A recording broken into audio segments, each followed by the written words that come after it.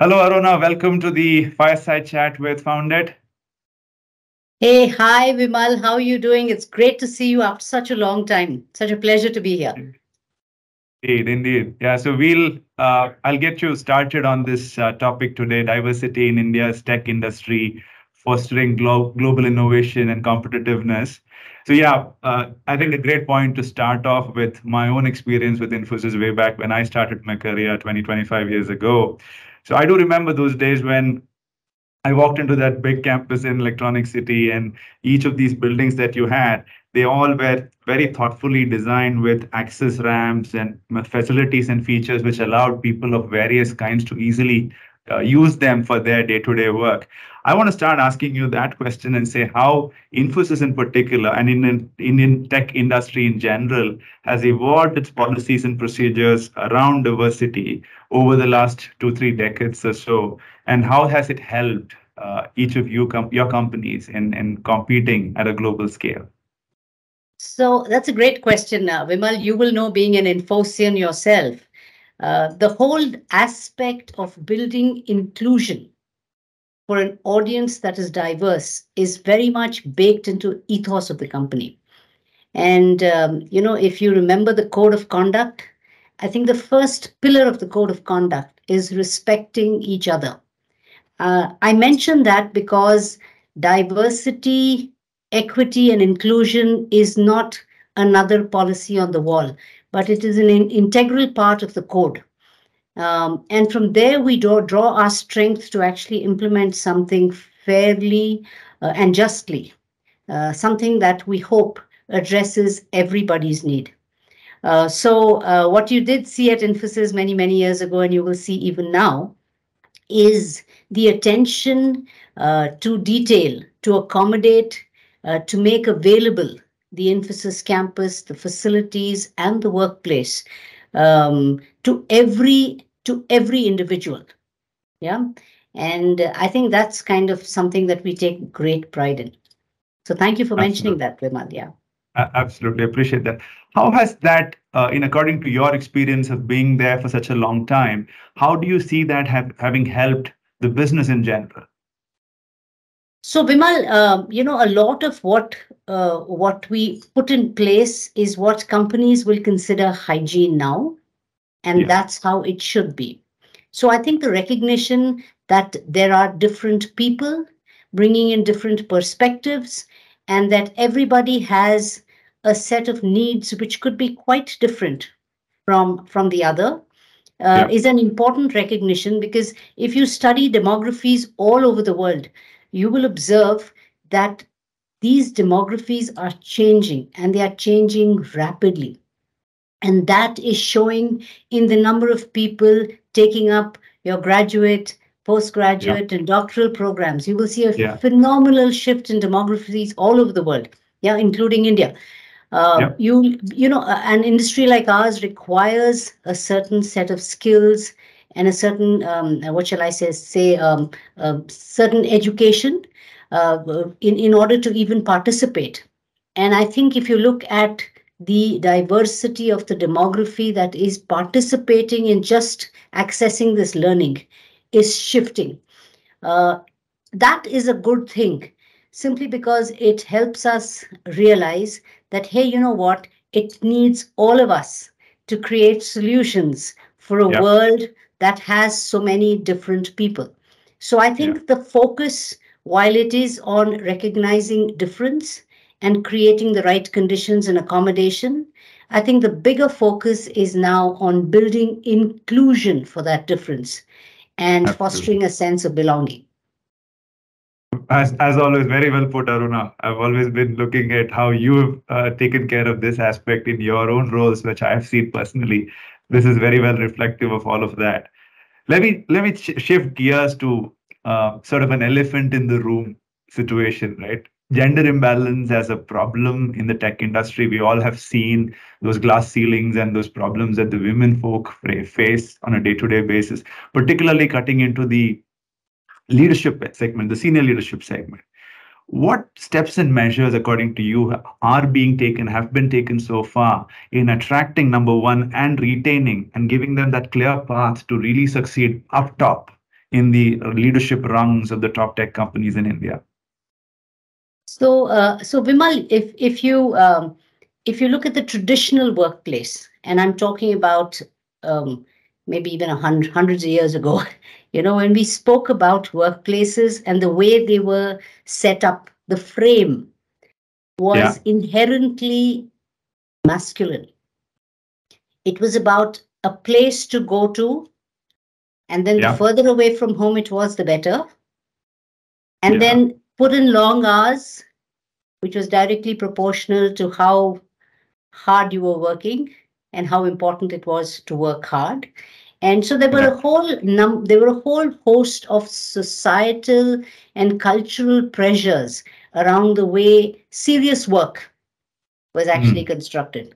And I yeah, think with the inclusion of one dimension of this diverse demography, and that's women, yeah, we've seen a phenomenal change at what was the traditional workplace.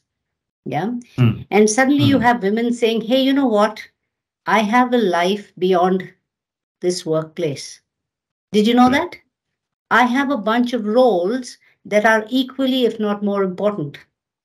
I have life stages where I need to be present in different facets and play a very key role.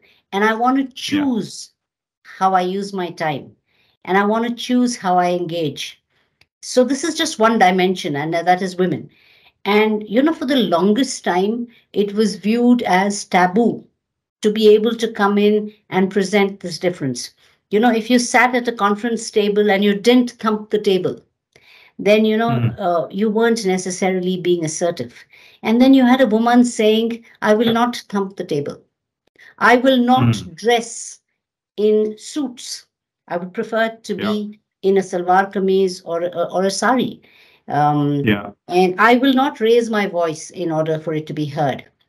And mm, suddenly you began, to see this nuanced behavior of what was accepted. Of course, it took the longest time. Interestingly, the dynamic is, Vimal, that the very same behaviors that you would consider assertive in men suddenly seem aggressive when applied by women. yeah, And that's the dichotomy women have been actually facing. But today you will see, for example, the landmark Maternity Amendment Act in India itself, which now yeah, ensures a 6-month paid maternity leave and yeah, childcare support, which I played a very active role in introducing. yeah, yeah, I think very importantly, what it does is it recognizes a need that you cannot ignore anymore. mm, And, mm, we would never have had the guts to pass this maybe a few decades ago, but clearly the demographic dividend that presents yeah, itself makes it really ridiculous. If a company did not even consider this, then imagine ignoring 50% of the audience that's available to you to yeah, hire, to groom, to develop, and to contribute. yeah, So I think there have been many changes. One is women as a force. I think we've reached a kind of critical mass to shake the foundations of industry, to yeah, make that big difference, to be ourselves while making that difference. And it's sad that it took something as horrific as the COVID, pandemic, to yeah, to help organizations recognize that work, and credible work and good quality work, can also be delivered remotely. And I think that was a shot in the arm for the hiring of diverse people, and it gave a huge fillip to this notion of flexible work options. yeah, So I think some of those dimensions clearly have changed the way organizations, if they were really serious about looking at quality talent, have literally kind yeah, of changed their lens from the mm, traditional it cannot be done. And a lot of this in the IT industry is also influenced by customer pressure. So, the correct. customers, you will appreciate, Vimal, for the longest time believed that you had to come in, work in an ODC, which was Hmm. firewall. And guess what? It's Yeah, because of security and it's because of whatever else. And then what happened during COVID? I mean, We did Yeah, create safe solutions, we did create high quality solutions, and suddenly it didn't matter anymore if it had to be done in the firewall or not. exactly. Interestingly, working anywhere else in the world, you could be working from home, but Yeah, for some reason in certain countries in the world, you only need to work in firewalled environments. So I think exactly. people began to recognize, hey, you know what? When you provide flexibility, when you recognize the need of this diverse audience, you're probably tapping into a talent pool that you have not fully explored earlier. So I think it's very special. Agreed. When the Maternity Yeah. Amendment Act was actually launched and announced in India, at Infosys, we created physical infrastructure, Vimal, across all our campuses, and we call that the Lovely. Mums Net. The Mums Okay, Net great. is physical infrastructure, which I call very proudly the integration space for the new mother coming back. And so you Okay. have the childcare facility close by, you have these lactation rooms, workstations, Yeah. interaction spaces, and the whole idea is to allow women the opportunity to phase back, to learn, Mm. to explore, while still having this little network of people to support them, to counsel, to kind of be there for them. Um, but Yeah. but uh, but that's not all. Today, you say you have a mom's net and you have women. Clearly, people are saying, okay, we got it. The Maternity Yeah. Amendment Act. Okay, you have childcare support. You better have childcare support. But now what next? And I think we're Exactly. finding and we're reaching a very interesting phase of the growth and Mm. aspirations of women. And I'm finding Yeah. that a very, very interesting phase. Today, more women are leaving organizations for career opportunities as Absolutely. opposed to even 5 years ago, where you would say the bulk would leave for what Mm. was a very mysterious term called personal reasons. And you Yeah. wouldn't really Reasons. probe those. You wouldn't probe those because you'd say, okay, personal, okay, I'll give you, Yeah. I'll give you a white berth. So I think Yeah. lots is changing. Organizations are having to attend to this, to make available flexibilities, to make available frames in which this diverse audience can participate more effectively, buddying system, buddy and mentor networks, Yeah. sponsorship programs, a lot of training and development, which is focused on a certain talent pool, building pipelines at every level in the organization. And I think Right. all of these are what industry is Awesome. experimenting with and even succeeding with. Absolutely. I mean, you very well put it. COVID did teach us a thing or two about how life has to be looked at very differently as well. Yeah, So a yeah, lot of learnings that has definitely come into many companies, including where I'm seeing in my own organization. Interesting point. Just to go one step down into the same topic, Karuna, while we talked about women at all levels, I'm keen to understand what is your perspective as well as Infosys's and the tech industry's perspective on executive leadership level and that class barrier. Does it still exist according to you? Is it being broken thoughtfully on a continuous basis? Is there enough, focus and drive from the board level, the C levels in really changing that paradigm?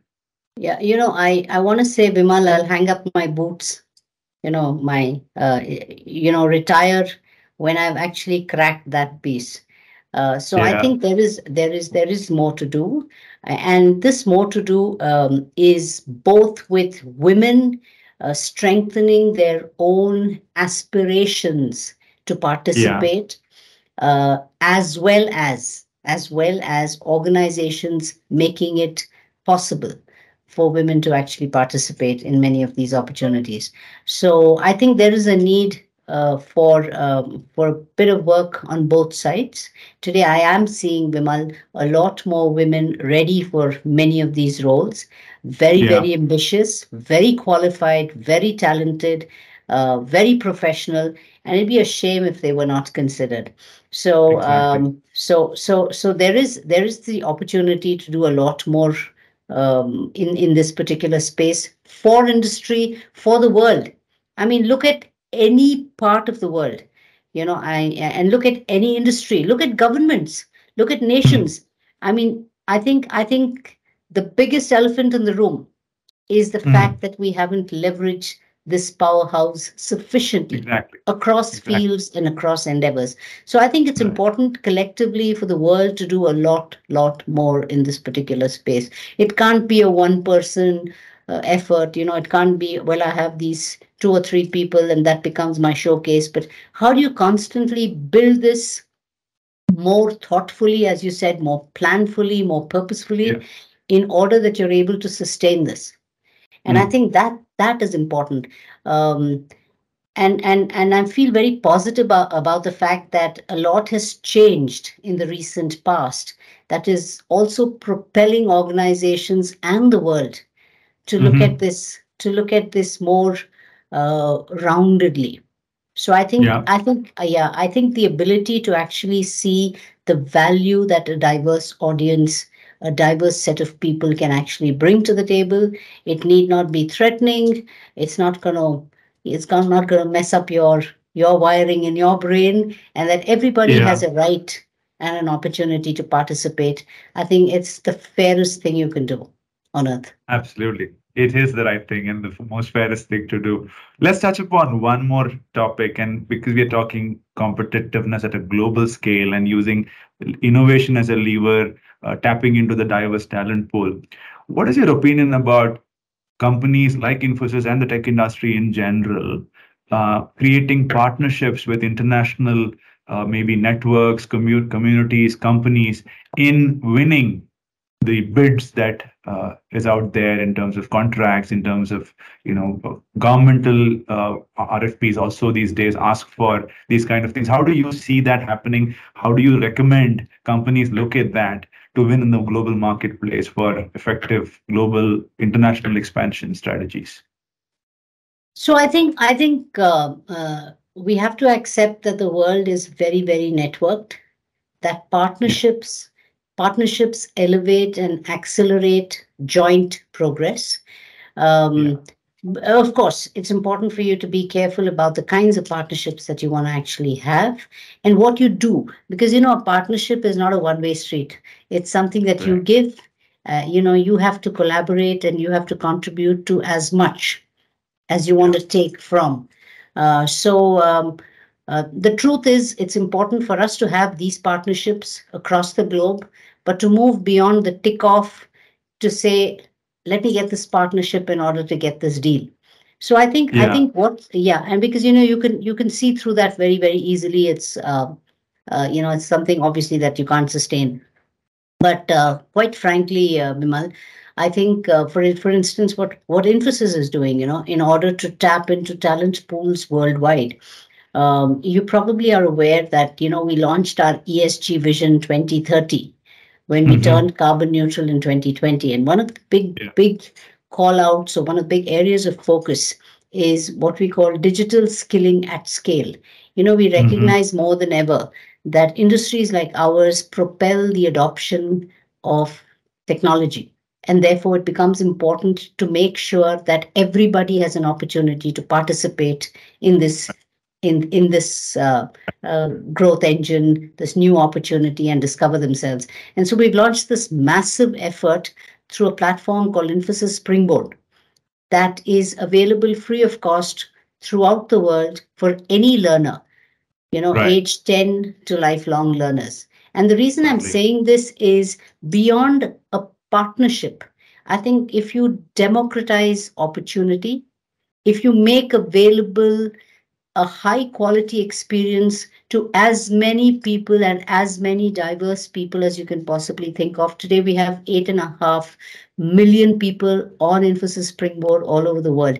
And the whole idea is technology must be accessed by everybody. It can't be the preserve of some elite few, in Yeah, say, for example, in urban centers. So I think beyond partnerships, can you create a footprint that allows this participation, that seriously provides the same quality of experience to every learner, that addresses their mm, need, their learning need, in order for them to also see what I call a level playing field?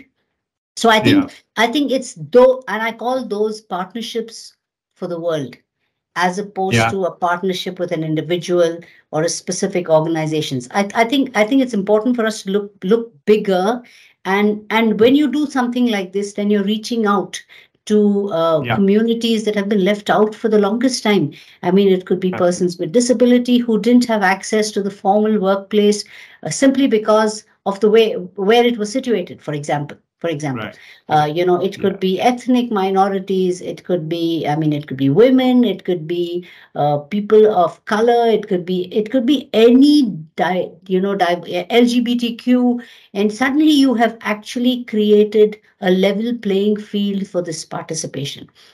To me, I think Absolutely. more and more, if organizations start looking at that, then obviously you will attract, then you are building for the world and for the community and for the industry a diverse talent pool. And then that will Absolutely. very naturally find its way into the industry, into companies. So I think there Absolutely. is a need for us to build that Yeah. and then leverage that, because I mean Absolutely. I mean So it, just it's to just very obvious. It's very obvious that different perspectives create a better solution. So absolutely I right. mean, Absolutely right. So, I just want to add on to that. When we are looking at it, found it, when we look at diversity, equity, and inclusion at the topic and something which we think is going to propel our growth into the future as we continue with our purpose of giving flight to people's dreams and enhancing their lives by getting the right job opportunities.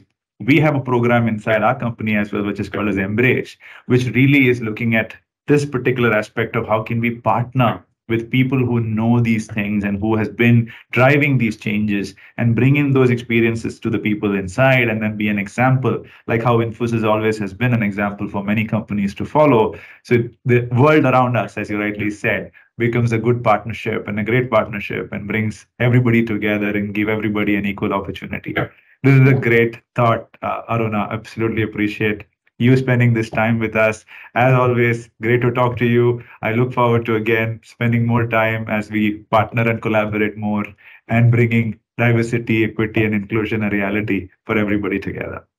Hey, thank you so much, Vimal. That was so sweet of you to say that. I was just saying I will only partner with Found It if we're going to change the world, and I know you will. I mean, so I wish you and Found It the very best in your endeavors. I think we need to just do more and more of the good stuff that we're doing. Absolutely. Thank you, Aruna, once again. Good to chat. Look forward to talking to you again. Thanks, Vimal.